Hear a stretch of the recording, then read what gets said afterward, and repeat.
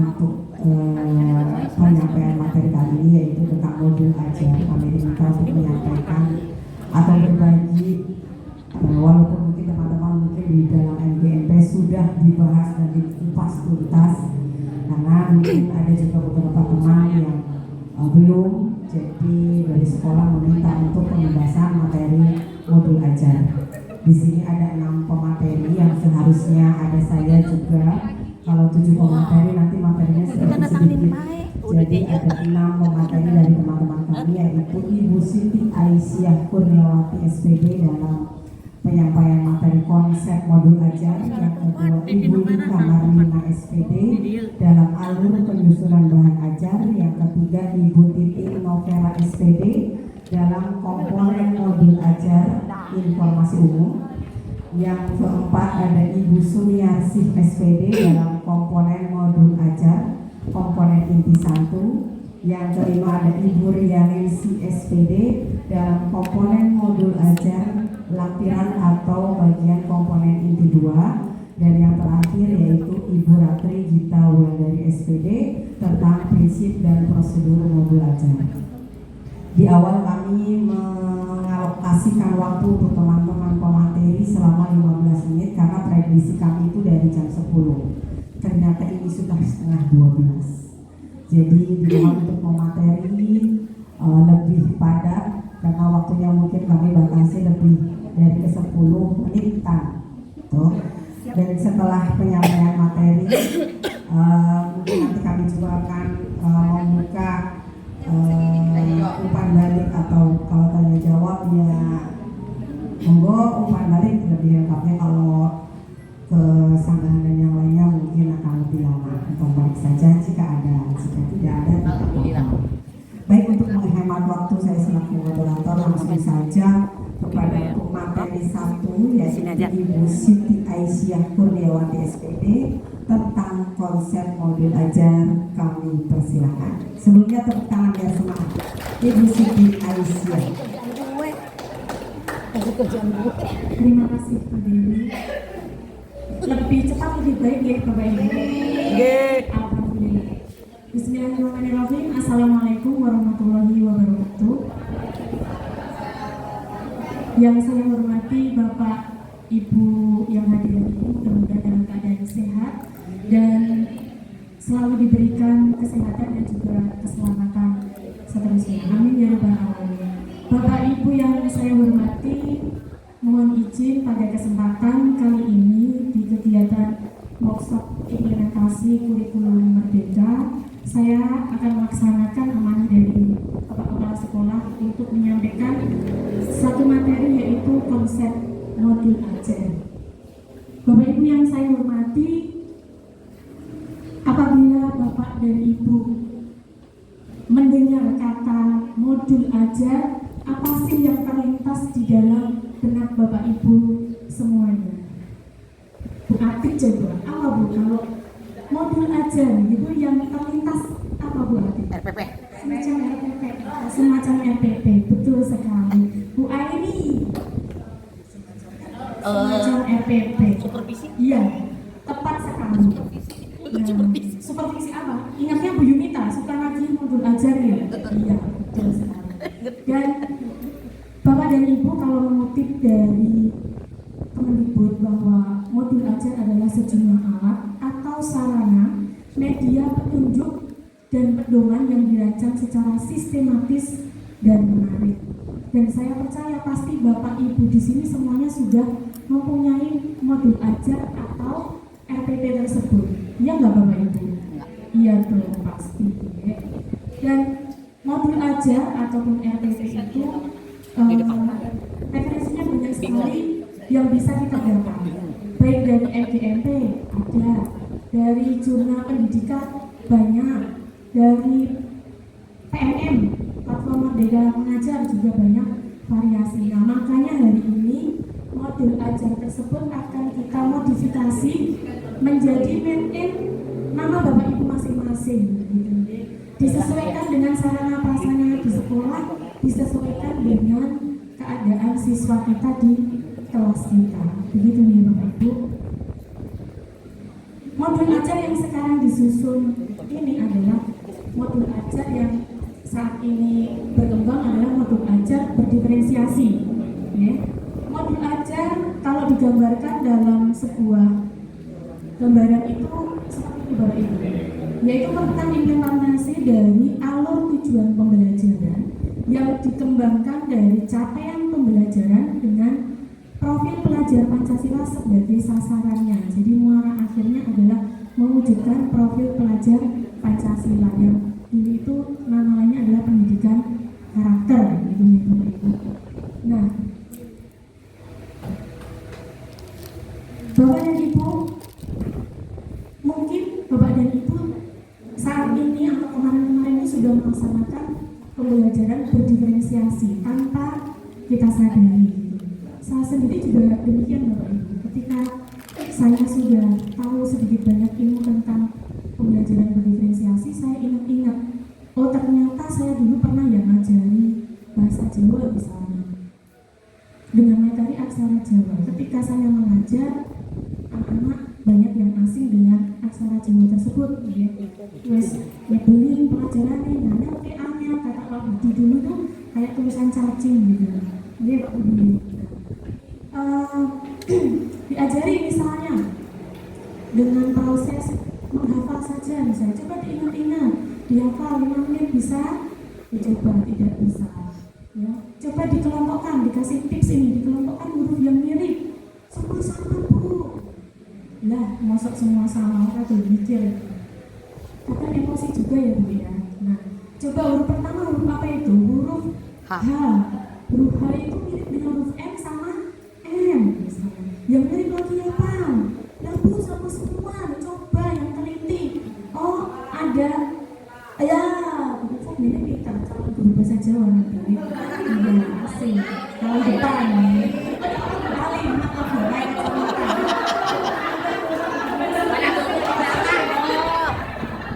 Nggak pakai kacamata Bu. Sengaja biar nggak diliatin orang, dia biar nggak diliatin. Oh, Allah dibanding ya Allah banding. Kalau Bu Ani sudah guru bahasa Jawa, ya.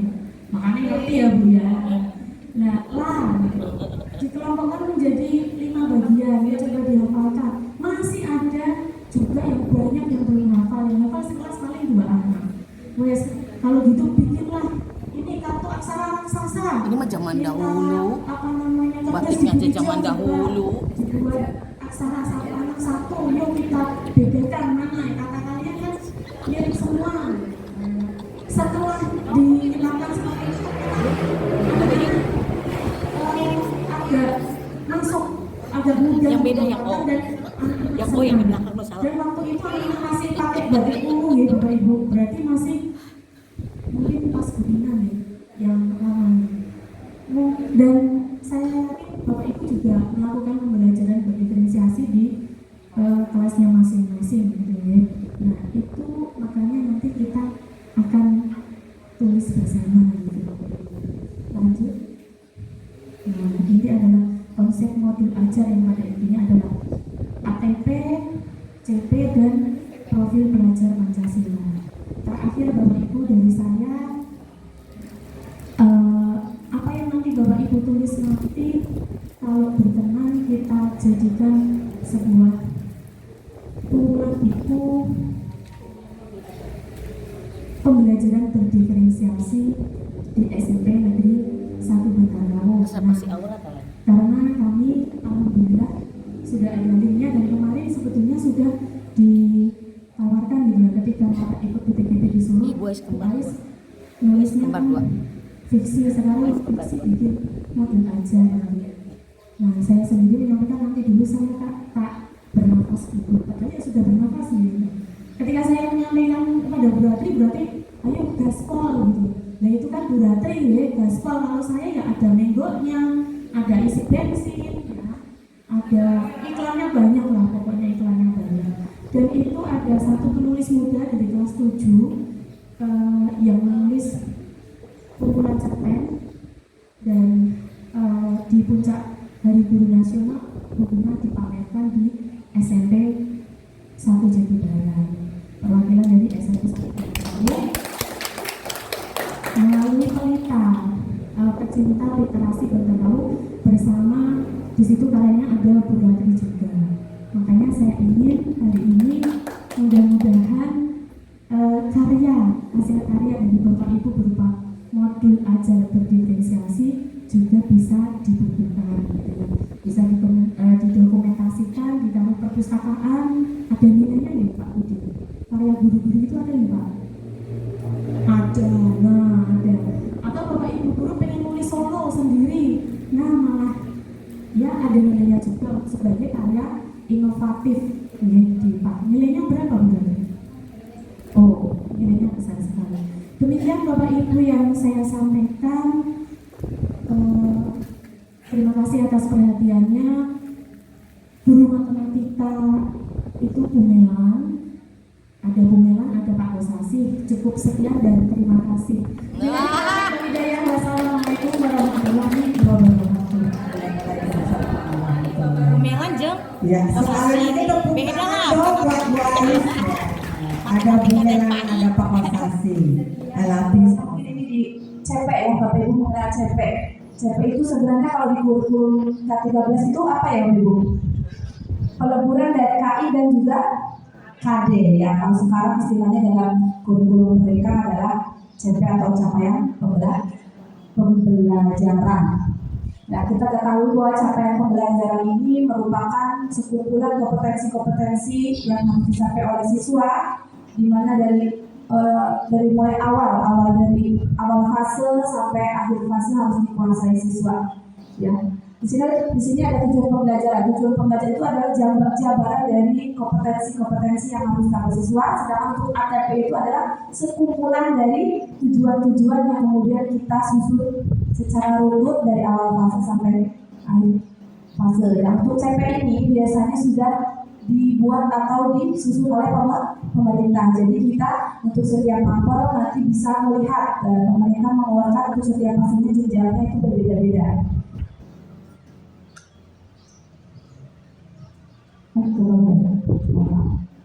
Nah, untuk fase atau jenjang untuk yang pertama itu ada fase fondasi. Ini diperuntukkan jenjang PAUD dan juga TK. Untuk SD itu ada fase A, B, C. Fase kita di SMP, jenjang SMP di fase D. Dan untuk fase E dan F ini di jenjang SMA atau SMK. Berarti kita berada di fase D untuk SMP ya. Dan kemudian untuk kompetensinya bagaimana? Jadi berkelanjutan Bapak Ibu, dari mulai dari fase fondasi. Di sini belum capaian pembelajaran, tapi perkembangan, masih dalam tahap perkembangan. Kalau di fase PAUD, kemudian nanti SD baru pembelajaran. Kemudian nanti ya dilanjutkan di fase D-nya yang SMP dan SMA. Oke, kita mengingat kembali ya untuk istilah-istilahnya Bapak Ibu. Mungkin untuk di kurikulum 13, di sini kita mengenal PPK. Apa itu PPK ya Bapak Ibu? Ada yang masih ingat? Penguatan pendidikan karakter ya. Mungkin karakter yang ditonjolkan dalam RPP kita itu kan biasanya mungkin lebih terjolak tanggung jawab, mandiri, tutup dan lain-lain. Nah, untuk sekarang mencoba ini ke P3 atau profil pelajar Pancasila, di mana kita ketahui bersama bahwa ada berapa dimensi yang harus dikuasai atau dimiliki anak-anak kita. Ada 6 dimensi. Ada keimanan ketakwaan kepada Tuhan yang Maha Esa dan berakhlak mulia, ada gotong royong, kemudian mandiri, berlawan kritis, berkebinekaan global ya, dan juga satu lagi kreatif ya. Kemudian istilah yang selanjutnya promes ya. Kalau di K3 di kurva ini ada prosen, aslinya sama program semester ya. Mungkin ini di silabus kalau zaman K13 sekarang lebih dikenal dengan ATP atau alur dari tujuan pembelajaran. Kemudian ada indikator, ini adalah tujuan pembelajaran untuk sekarang. IPK indikator pencapaian kompetensi ya. Kalau sekarang indikator pencapaian tujuan pembelajaran. Sebenarnya mungkin banyak kemiripan, hanya merubah dari namanya saja, dari isinya mungkin berbeda dengan yang zaman dulu. Mungkin kita lebih ke diferensiasi. Nanti di bagian ini mungkin akan disampaikan oleh teman-teman saya selanjutnya, rekan-rekan selanjutnya. Ini dulu KIKD sekarang melebur menjadi CP atau capaian pembelajaran, RPP menjadi modul ajar ya. Nah, untuk alokasi waktunya juga pastinya untuk di Kompas sedikit berbeda. Mungkin kalau di saya sendiri matematika dulu cuma 5 jam setiap minggunya, untuk di kurikulum Merdeka ini menjadi 4 JP per minggunya. Yang untuk satunya 1 jamnya dialokasikan untuk P5, ya proyek program belajar Pancasila. Ini tuh setiap materi atau setiap pelajarannya itu berbeda-beda. Bisa dilihat itu ya untuk setiap pelajaran. Untuk CP itu peleburan dari apa ya Pak Herwandi? KI dan KD. Kemudian dari CP kita jabarkan atau kita analisis menjadi TP dulu, tujuan pembelajaran, kemudian tujuan pembelajaran kita rangkai jadi satu dari awal fase sampai akhir fase menjadi ATP, jadi alur tahapan pembelajaran atau tujuan pembelajaran, baru nanti kita ke RPP-nya atau modulnya, supaya kita selalu mengingat atau bisa mengingat. Gimana kalau kita menyanyi sambil nyanyi ya Bapak Ibu ya, jangan sepanjang sepertinya pada ngantuk atau gimana ini? Aku sedang fokus ya. Semuanya tahu ya lagu kalau masuk ke hati ya. Kalau kau suka hati tepuk tangan ya. Pakai nada itu ya. KI dan KD lebur jadi apa? CP dianalisis jadi apa?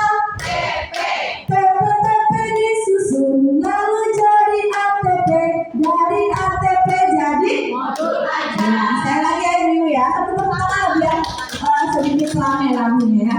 1, 2, 3. KI dan KD lebur jadi apa? CP. CP dianalisis jadi apa? TP. TP disusun lalu jadi ATP, dari ATP jadi modul aja. Coba ditutup Bu, apa tidak coba? Pak Heri semangat. Atas perhatiannya, mohon maaf atas segala kekurangannya. Saya akhiri, mungkin Bu Dewi ya, sudah cukup. Assalamualaikum warahmatullahi wabarakatuh. Terima kasih tepuk tangannya dan tadi yang saya berikan apresiasi tanpa kode. Ya, ini dari mereka alur tujuan pembelajaran yang tersusun secara sistematis dan logis menurut urutan pembelajaran sejak awal hingga akhir suatu fase, dari KI dan KD jadi TP, CP jadi TP, TP jadi ATP, dari ATP kemudian jadi modul ajar. Mungkin dari awal sampai akhir nanti yang penyanyi di Pak Hari itu tanya aja, KI dan KD jadi apa? Iya. Baik, langsung saja kita ke materi berikutnya, yaitu tentang komponen modul ajar dari informasi umum dulu yang akan disampaikan oleh pembicara kita atau pemateri kita yang kita datangkan jauh sekali dari Padangnya, Padang Pariaman. Tadi Bu Ais dan Bu Ika sudah menyampaikan tentang konsep dan alur dari modul ajar. Nah, di sini kita sebetulnya itu sharing ya Bapak Ibu ya, karena Bapak Ibu dan membuatnya sudah mencoba untuk mengikuti alur-alur yang harus ada di dalam modul ajar. Nah, di sini saya pas kebetulan di sini kebagian tentang komponen modul ajar yang bagian informasi umum. Ya. Di dalam modul ajar itu dalam modul ajaran itu terbagi secara alur terbagi atas 3 secara garis besar. Yang pertama itu tentang informasi umum, yang kedua yaitu kompetensi inti, dan yang ketiga adalah pengaturan. Nah, di sini saya akan menyampaikan ya sharing tentang bagian yang pertama tentang identitas atau informasi umum. Kemudian dalam informasi umum, di sini tentunya Bapak Ibu sudah membuat tentunya dan tahu ya. Kira-kira dalam informasi umum itu apa saja yang harus kita tulis Bapak Ibu? Apa? Identitas, satuan pendidikan, mapel, kelas, semester, dan menyusun. Yang pertama berarti kita harus menyusun ya identitas tentang diri kita, tentang sekolah itu harus tercantum dalam informasi umum. Ya. Kemudian di dalam informasi umum, ya komponen yang lebih lengkap lagi, ya di sini ada fase pencapaian, tadi sudah disampaikan juga Bu Ika. Dalam mengkompletasi modul ajar yang lengkap itu ada komponen modul ajar yang bagian fase, kemudian juga ada jumlah jam pelajaran, model belajar, tujuan pembelajaran, dimensi Pancasila, kemudian pengetahuan, keterampilan atau prasyarat yang harus diikuti. Kemudian untuk secara detailnya dalam pertemuan, ini berbeda ya, pertemuan dalam membuat modul ajar. Yang pertama itu ada bahan ajar. Berarti bahan ajar kalau modul materi yang akan kita sampaikan apa. Kemudian pemahaman bermakna, pertanyaan pemantik, dan indikator keberhasilan, asesmen, sarana, prasarana, dan rencana kegiatan. Kemudian bagian lampiran nanti ada lembar aktivitas, penilaian, bahan ajar lain yang relevan dengan materi yang kita berikan. Nah, ini komponen lengkap dalam modul ajar. Tetapi di sini saya akan kita nanti ada bertiga. Di sini akan disampaikan oleh 3 orang. Di bagian saya akan menyampaikan tentang identitas modul ajar yang merupakan informasi umum dalam pembuatan modul ajar. Ikan semangat Bapak Ibu semua. Saya minta Bu Sumiarsi, Bu Indah untuk membantu saya ke depan. Belajar Pancasila, beriman dan bertakwa pada Tuhan Yang Esa dan berakhlak mulia, berkebinekaan global, gotong royong mandiri, kreatif dan bernalar kritis. 1, 2, 3. Pancasila, beriman dan bertakwa pada Tuhan Yang Esa dan berakhlak mulia, berkebinekaan global, gotong royong mandiri, kreatif dan bernalar kritis. Terima kasih seluruh yang lainnya. Ya, itu sedikit saya, mohon maaf kalau ada kata-kata saya yang kurang berkenan. Saya akhiri. Wassalamualaikum warahmatullahi wabarakatuh. Kita lanjut ke materi berikutnya, yaitu Ibu Sumiarsi SPD dengan komponen modul ajar tentang komponen inti 1. Tepuk tangan untuk Ibu Sumiarsi SPD. Semangat di sini. Jalan bersama sebelum perginya naik angkot. Assalamualaikum Bapak Ibu, semoga tetap semangat. Yang mungkin Bapak Ibu melihatnya belum begitu terbiasa, yaitu diantaranya ada pemahaman bermakna dan pertanyaan pemantik. Lanjut Pak. Baik, untuk tujuan pembelajaran sudah kita ketahui bersama bahwa tujuan pembelajaran ini merupakan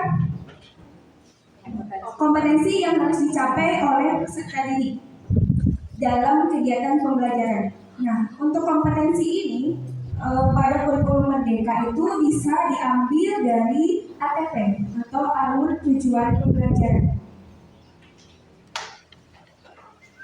Di sini contohnya saya sudah yakin sekali Bapak Ibu sudah sering sekali atau bahkan mungkin sudah mahir membuat tujuan pembelajaran. Contohnya misalnya di sini ada murid dapat menemukan informasi eksplisit pada teks deskripsi dan menyimpulkannya melalui kegiatan menjawab pertanyaan dengan lengkap.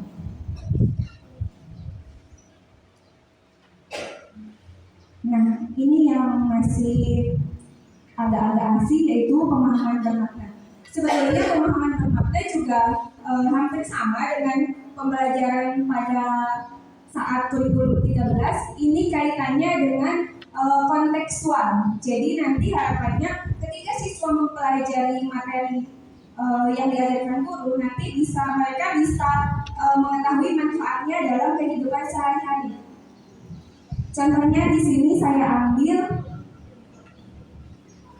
lanjut Pak. Bayang, lanjut.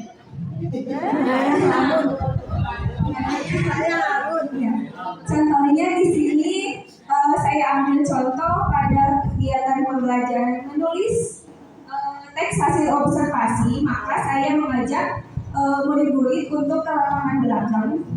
Kemudian di sana mereka diminta untuk melakukan observasi. Di sana itu kan ada banyak tanaman, ada pohon mangga, ada pohon pisang, dan ada pohon-pohon yang lain. Nah, nanti mereka secara berkelompok itu mengobservasi pohon-pohon yang ada di lapangan tersebut. Setelah itu mereka tuangkan ke dalam tulisan, yaitu menyusun teks hasil observasi. Selanjutnya ada pertanyaan pemantik. Nah, ini juga mungkin masih agak-agak asing gitu di telinga kita ketika mendengarnya. Ya, pemantik. Pemantik itu berarti pertanyaan pancingan. Ya, untuk memancing siswa. Biasanya pertanyaan ini diberikan ketika akan memulai kegiatan pembelajaran. Misalkan saya pembelajaran saya itu cerpen. Nah, saya memberikan pertanyaan dulu kepada siswa. Misalkan gini, anak-anak, setelah kalian mendengarkan cerpen, apa sih yang ada dalam pikiran kalian?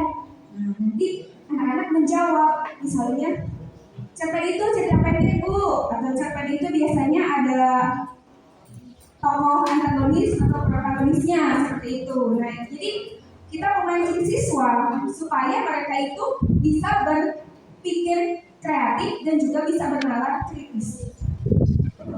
Nah, ini ada contohnya.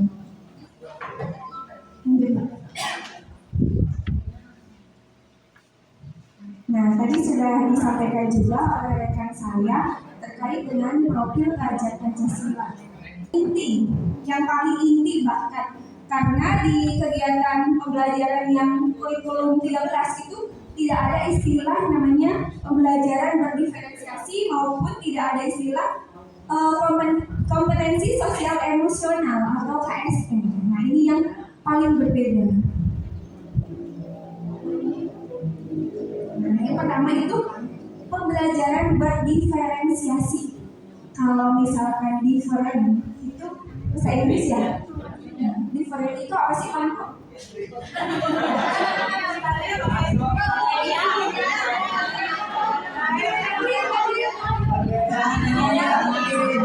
Tahu ya Pak ya? Udah bisa different itu berbeda.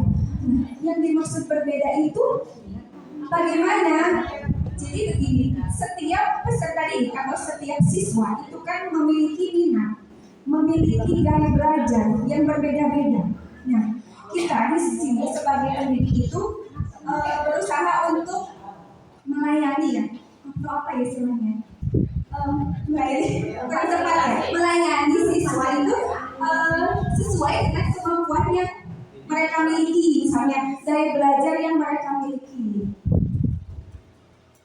Di sini ya, pembelajaran berdiferensiasi itu metode pengajaran dengan menggunakan berbagai cara untuk memenuhi kebutuhan belajar murid berdasarkan karakteristik, kemampuan, minat, dan gaya belajar murid.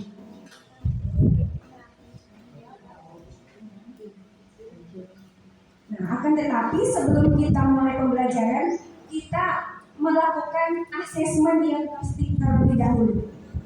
Apa itu asesmen diagnostik? Asesmen diagnostik itu berarti kita melakukan Iya, kita tes dulu ke siswa. Yang terakhir ada diferensiasi. Kalau diferensiasi proses itu proses selama pembelajaran. Nah, yang terakhir itu diferensiasi produk, itu berarti hasil yang diperoleh oleh siswa ketika setelah mereka melakukan kegiatan diskusi. Nah, hasilnya juga bisa berbeda-beda. Misalkan di sini saya beri contoh ketika pembelajaran menulis teks deskripsi.